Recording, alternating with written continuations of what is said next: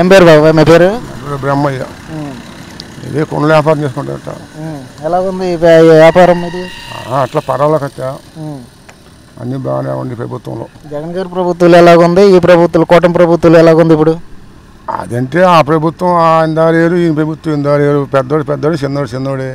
అంటే చిన్నోడు బాగా చేశారనే, పెద్దోడు బాగా చేశారని అంది అనుభవశాలు కాబట్టి అనుభవం అన్ని పరిశ్రమలు మొత్తం మనకి ఎత్తుకొస్తున్నాడు. అమరావతి రాజధాని చేశాడు మనకి, ఆంధ్రాకి. దొరకకుండా అయినా కాసేపు వైజాగ్ అంటాడు, కాసేపు మాసి పులివాళ్ళు అంటాడు. మరి అప్పుడు ఇది అయిపోయింది రాజ్యం. ఇప్పుడు కూటమి ప్రభుత్వం వచ్చినాక మనకు అది పర్లేదు. మన ఆంధ్రప్రదేశ్లో మా ఆంధ్రప్రదేశ్ గడ్డగట్టింది మనకి. మాకు కూడా రాజ్యం ఉందని అమరావతి. అంత మూలేదు, అందుబాటులేదు. జనం ఇబ్బంది పడ్డారు లేక. కానీ ప్రజలకి సంక్షేమ పథకాలు అనేవి నేను ప్రవేశపెట్టాను అన్ని అందినాయి అని చెప్పి మాట్లాడారు.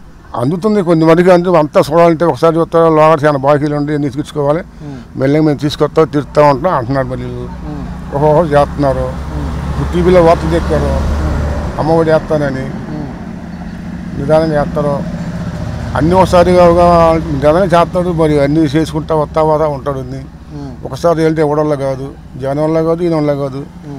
నీకు అందింది నాకు అందలేదు, నువ్వు మాట మాట్లాడతావు, నీకు మాట న్యాయం దేశం మీద అందరూ ఊరు న్యాయం చేయలేడు. ఏ నాయకుడు రాజకీయం చేయలేడు. కొంతమంది చేస్తూ ఉంటారు, మెల్లగా చెప్పుకుంటూ ఉంటారు, చేస్తూ ఉంటారు. అది జరిగిపోతూ ఉంది. ఈ ప్రభుత్వంలో బాగానే ఉంది. మరి సదుపాయాలు బాగానే ఉంది. నీళ్ళ సేకరణ కానీ, ఇసుక కానీ, కట్టుబడి కానీ అంతా బాగానే ఉంది. అందరూ పాలు డబ్బులు పోతున్నారు, కూలీనాలు చేసుకున్నారు. అంత ముందు జగన్ ఇసుక ఆపాడు. 17 ఏళ్ళు 18 ఏళ్ళు చెప్పాడు. కొద్దిగా ఇల్లు కట్టుకోలేకపోయారు. ఈ పని వాళ్ళకి అందరూ పని అంతా అయిపోయాడు. టాపీ 10 ఏళ్ళు బేలుదారి మెత్తులు కానీ, చెక్క పనులు కానీ అన్నీ అయిపోయినాయి. డబ్బులు లేక ఇసుక లేక.